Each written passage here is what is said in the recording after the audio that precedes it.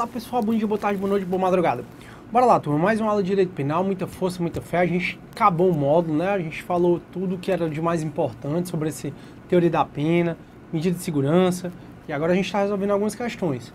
Pois é, aí na aula passada eu terminei falando dessa questão aqui sobre que caiu em defensor público, lá em Roraima. Aí a gente falou sobre o item E. O item E eu só esqueci de pedir para você colocar o artigo 47, inciso 5 do Código Penal. Coloque o artigo 47, inciso 5, por favor, para que possa ficar mais completo o seu caderno. Então vamos lá. Sexta questão. Questão de juiz federal, sexta questão, que diz o seguinte. A. Assinale a opção correta acerca da aplicação da lei penal. A. Em caso de condenação por crimes praticados com abuso de poder ou violação de dever para com a administração pública, constituirá efeito automático da condenação criminal a perda do cargo ou a função pública ou mandato letivo se aplicada a pena privativa de liberdade por igual ou superior a 1 ano. Turma, tá falso. Tá falso por quê? Porque a gente viu no artigo 92 a possibilidade de ter um efeito da sentença do agente perder cargo, emprego ou função pública em duas situações. Se for crime contra a administração pública, a pena for fixada, ou com abuso de poder, a pena fixada igual ou superior a 1 ano. Já se não for crime contra a administração pública, eu posso perder o cargo, emprego ou função pública se a pena fixada for superior a 4 anos e não for crime contra a administração pública e nem com abuso de poder. O que está errado nessa questão é que ela está dizendo que vai constituir efeito automático. E o efeito automático são só os que estão no artigo 91 do Código Penal. Aqui está no artigo 92 do Código Penal e não é um efeito automático da condenação. É um efeito que deve ser motivado, deve ser fundamentado. Portanto, está errado. P de bola. Incorreria em mera infração administrativa o gerente da moeda, da Casa da Moeda do Brasil, que autorizasse a emissão de papel moeda em quantidade superior à autorizada por lei, já que não existe previsão legal dessa conduta, em especial no tipo penal moeda falsa. Turma, essa tá falsa. Essa tá falsa porque ele tá dizendo que a conduta de você mandar emitir papel moeda superior à autorizada não é crime, e é crime. É um crime previsto no artigo 289, parágrafo 3º, inciso 2º. 289, parágrafo 3º, inciso 2º.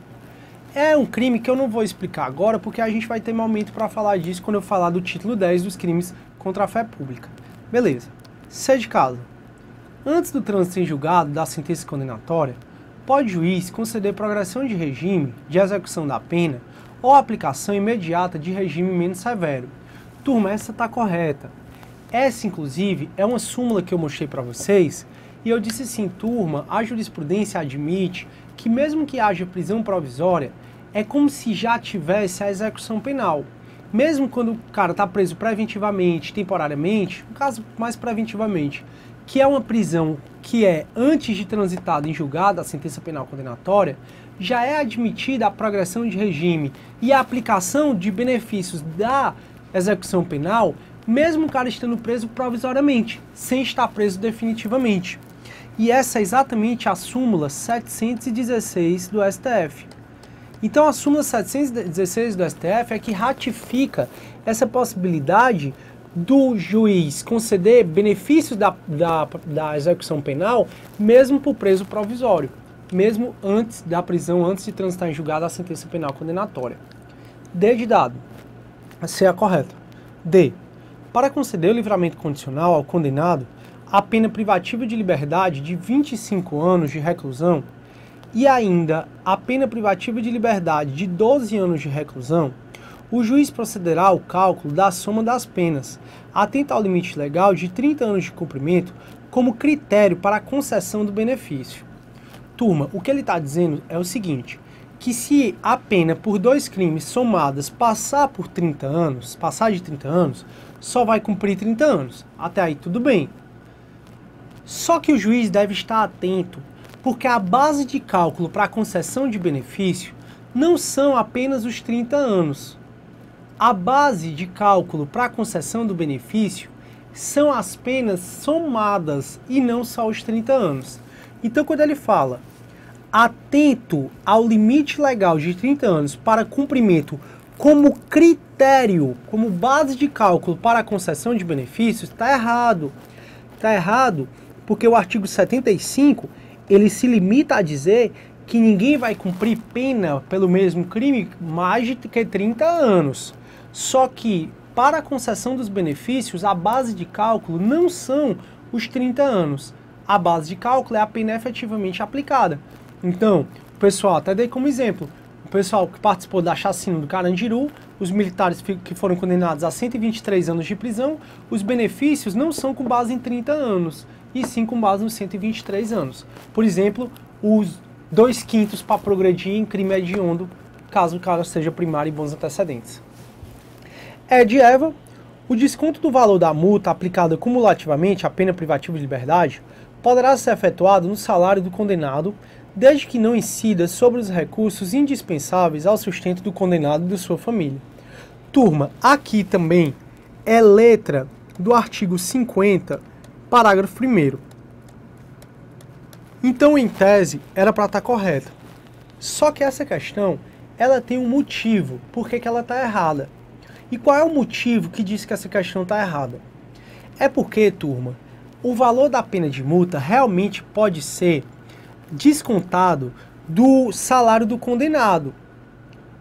Mas para isso, o condenado precisa estar trabalhando. E como é que ele vai trabalhar se a pena de multa foi aplicada cumulativamente com a pena privativa de liberdade?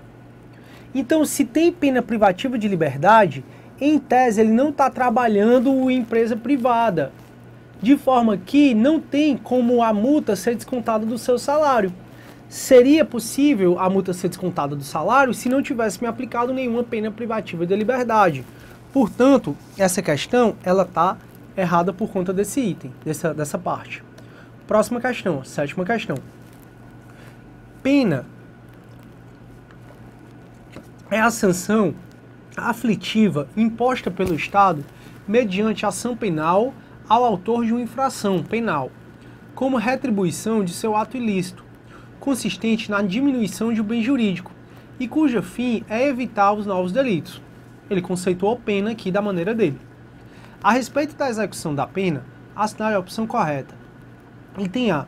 O exame criminológico foi abolido do sistema jurídico brasileiro, sendo vedada a utilização para fins de progressão de pena. Falso. Primeiro, o exame criminológico, ele não foi abolido pelo nosso sistema jurídico brasileiro. Inclusive, nós vimos que pode o juiz, de forma motivada, colocar o exame criminológico, submeter o indivíduo a exame criminológico, desde que de forma motivada, para a concessão de algum benefício. E o exame criminológico tanto não foi abolido que o STF permite que seja facultativo. Eu pensei que eu tinha colocado a súmula e eu acabei colocando. Naquela aula que eu coloquei medida de segurança / súmula, a gente resolveu questões nesse sentido. Você pode pegar a súmula lá. Então tá falso. Ele não foi abolido no nosso sistema e não é vedada para fins de progressão de regime. Tem essas duas coisas erradas. B de bola.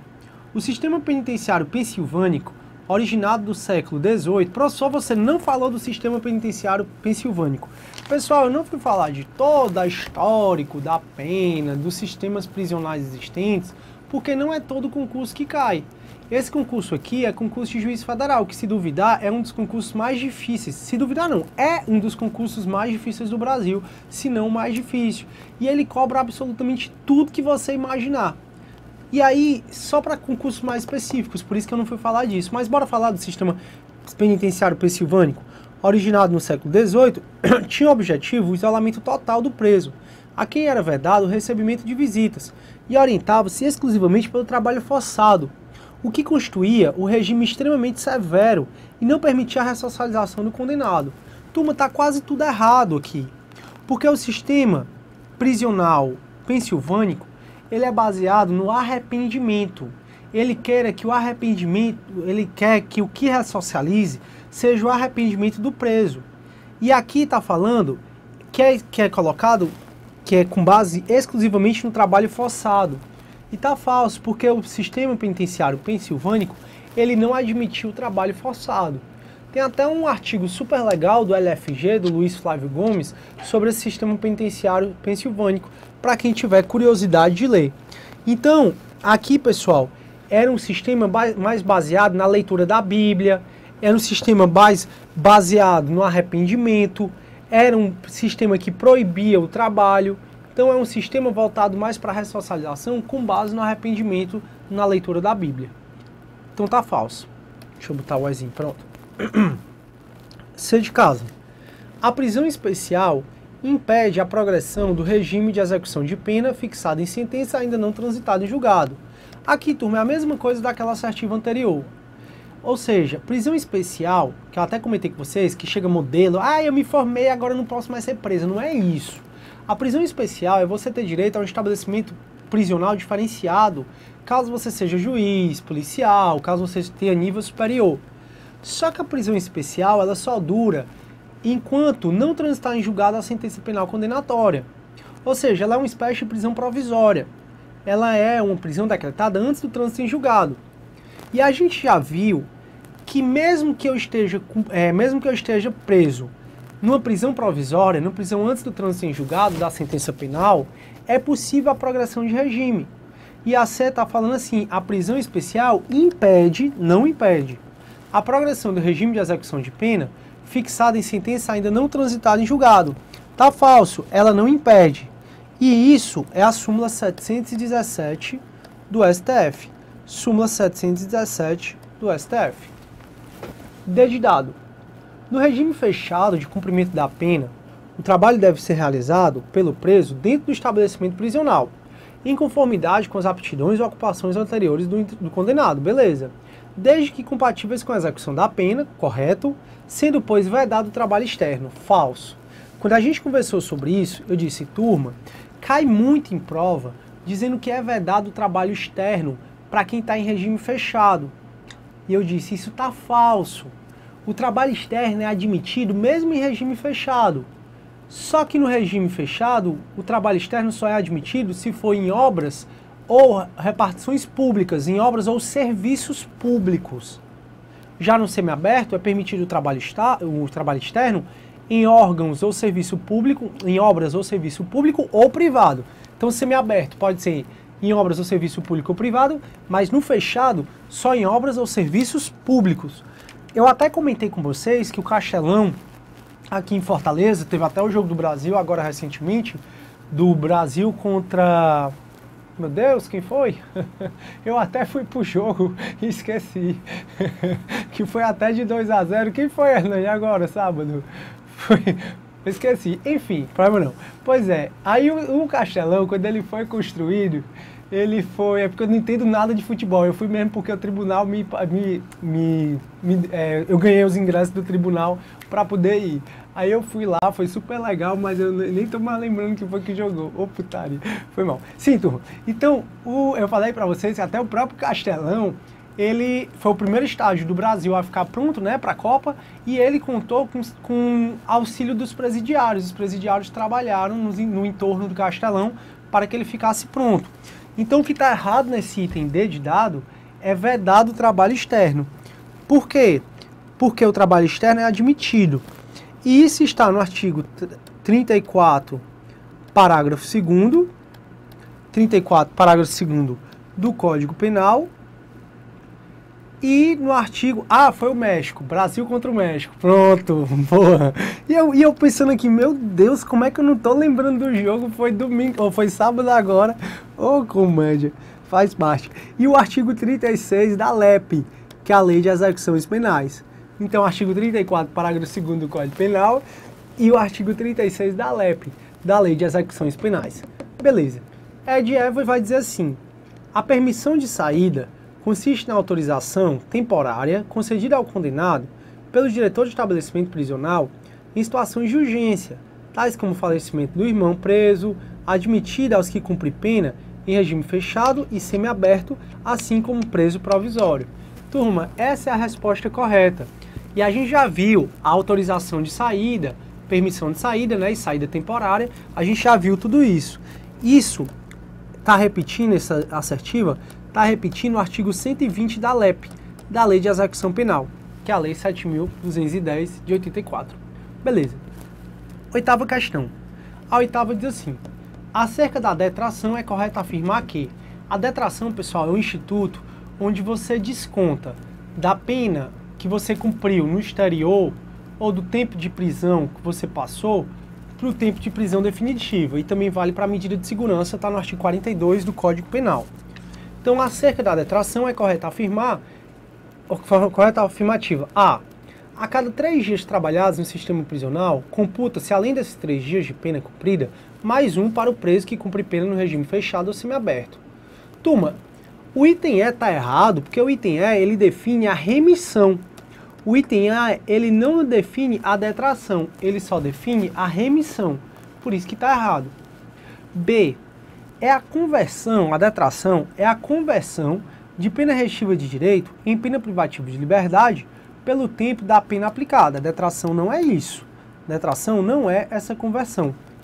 C, detração é o cômputo na pena privativa de liberdade, na medida de segurança, do tempo de prisão provisória e a internação em hospital ou manicômio.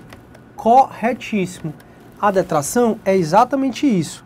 E a detração, pessoal, ela está prevista no artigo 41, né, do Código Penal. Acho que eu falei 42, mas é 41 do Código Penal. D de dado.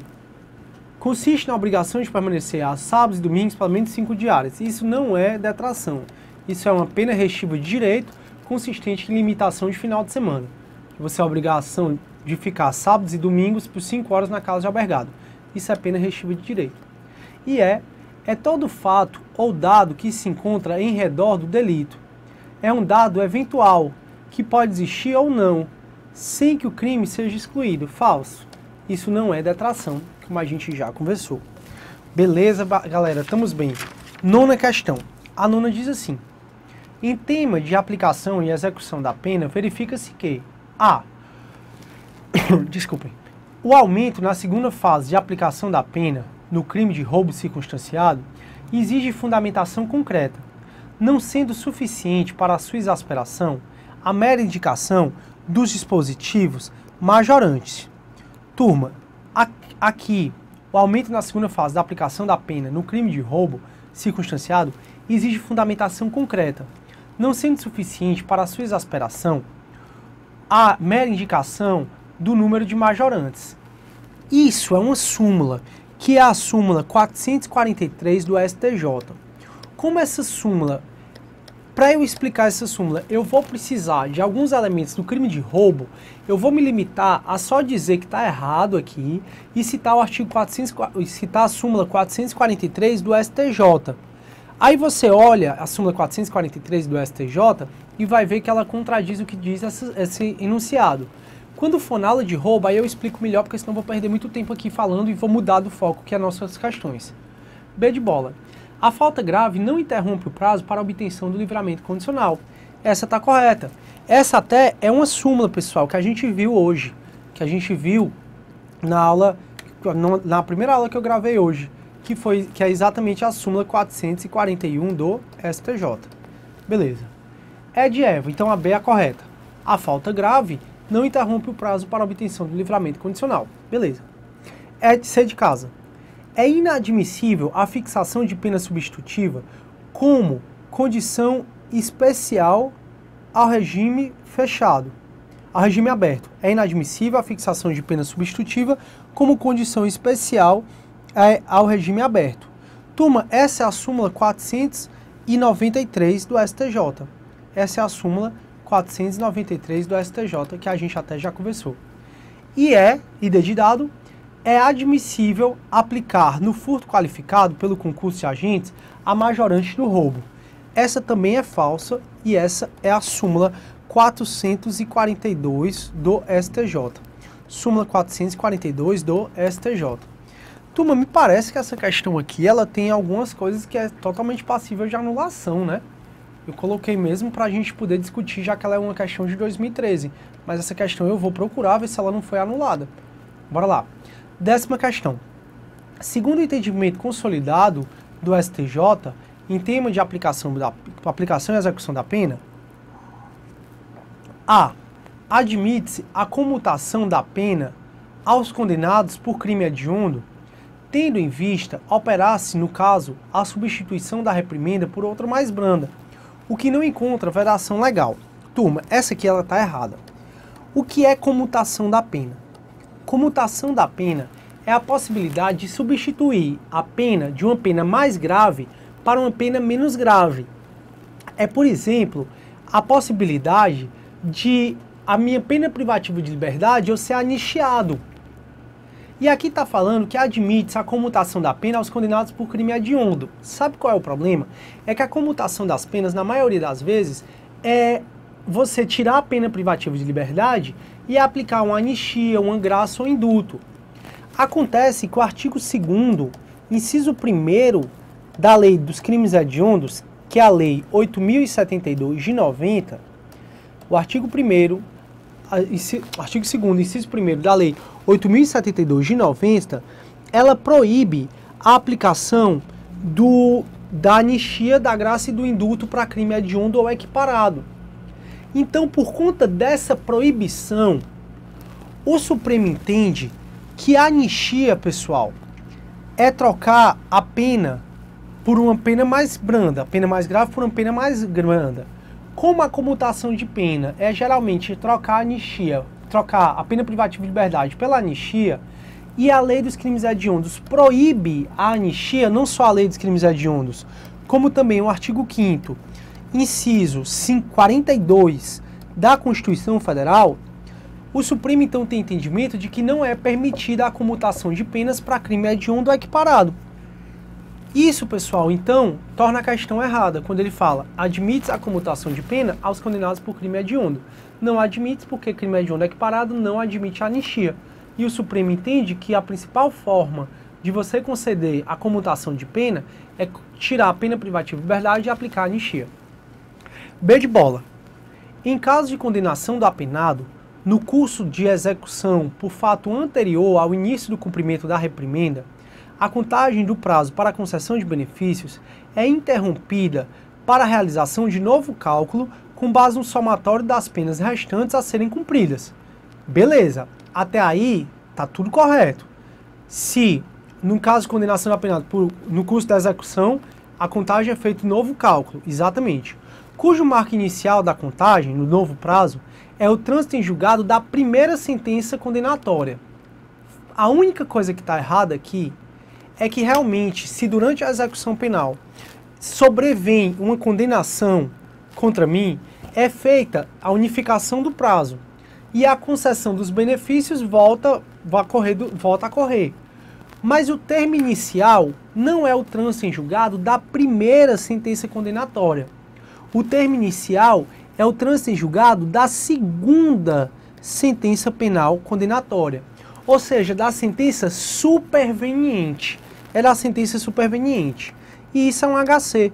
Isso é o HC 210.637, originado do Maranhão, julgado pelo STJ. HC 210.637, originado do Maranhão e julgado pelo STJ.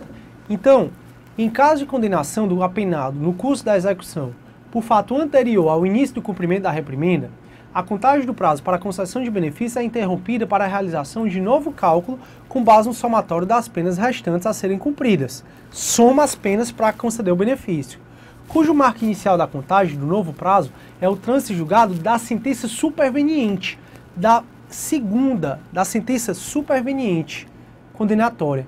Eu vou até apagar a segunda e vou botar sentença superveniente. Superveniente. Beleza.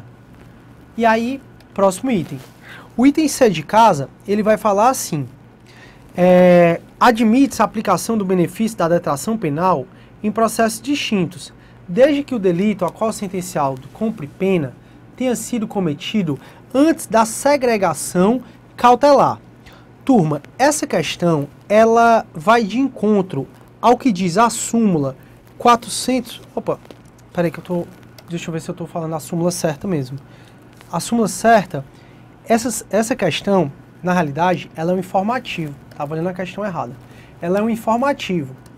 Ela é um informativo 509 do STF. ela é o informativo 509 do STF.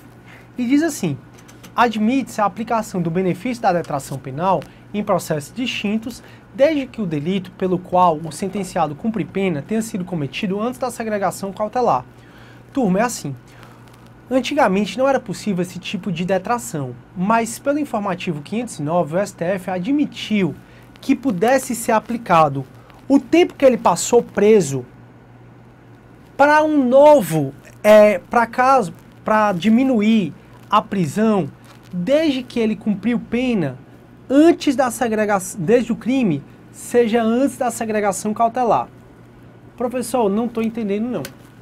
É assim, eu cometi o crime, certo? Só que eu estava preso provisoriamente por outro crime. Então eu estava preso provisoriamente pelo crime de roubo. Estava preso preventivamente pelo crime de roubo. Aí, mas eu estou preso provisoriamente pelo crime de roubo, mas eu estou preso, vamos com calma. Eu estou respondendo por dois crimes, roubo e furto. Aí eu estou preso preventivamente pelo crime de roubo. Acontece que eu fui absolvido pelo crime de roubo.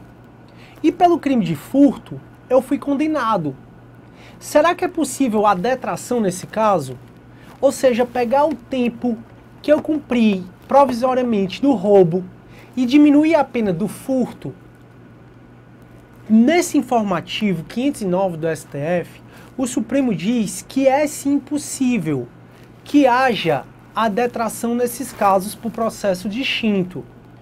A única condição é que eu vou fazer a detração por outro processo, mas desde que esse crime que eu cometi, que eu fui condenado, tenha sido antes da segregação cautelar. Ou seja, no meu exemplo eu estou respondendo por roubo e por furto, mas estou preso provisoriamente pelo roubo, fui absolvido pelo roubo. Posso descontar o tempo de pena do roubo no furto? Posso, desde que o furto tenha sido cometido antes da minha segregação cautelar. Por que isso, professor? Ora, porque se for depois, é como se você criasse um crédito de pena. E aqui no Brasil a gente não trabalha com crédito de pena. Então, se o Supremo admitisse que pudesse haver a detração para crimes praticados depois que você ficou preso, ou seja, ficou preso provisoriamente, foi absolvido, e aí foi solto, se você foi preso, aí você comete um novo crime, se pudesse haver a detração, é como se você pudesse fazer crédito. Então você diz, eu fiquei 3 anos preso, então eu vou cometer um crime aqui para poder detrair. Não, não pode não. Você só pode fazer a detração por outro processo caso o crime que você tenha praticado e queira fazer a detração seja antes dessa segregação cautelar. Então essa é a que está correta nos termos desse informativo. Desde dado, admite-se a concessão do livramento condicional ao estrangeiro que possui decreto de expulsão em seu desfavor, desde que preenchidos os requisitos do artigo 83 do Código Penal. Turma, o estrangeiro já tem um decreto de expulsão contra ele. E aí diz que pode caber o livramento condicional porque a gente vai liberar ele? Claro que não. Está falso. Está falso, pessoal. E é exatamente, eu não coloquei qual é a fundamentação. Mas a desde dado está falsa exatamente pela falta de logicidade. Se o cara vai ser expulso, como é que se ele vai ser expulso a gente vai soltar? Se a gente soltar ele vai fugir, ele vai se refugiar em outro canto e a gente não vai achar. Então a jurisprudência ela diz que não admite esse livramento condicional se o cara já possui o decreto de expulsão em seu desfavor. Turma, com isso eu fico por aqui. Tudo de bom e bons estudos. Tchau, tchau.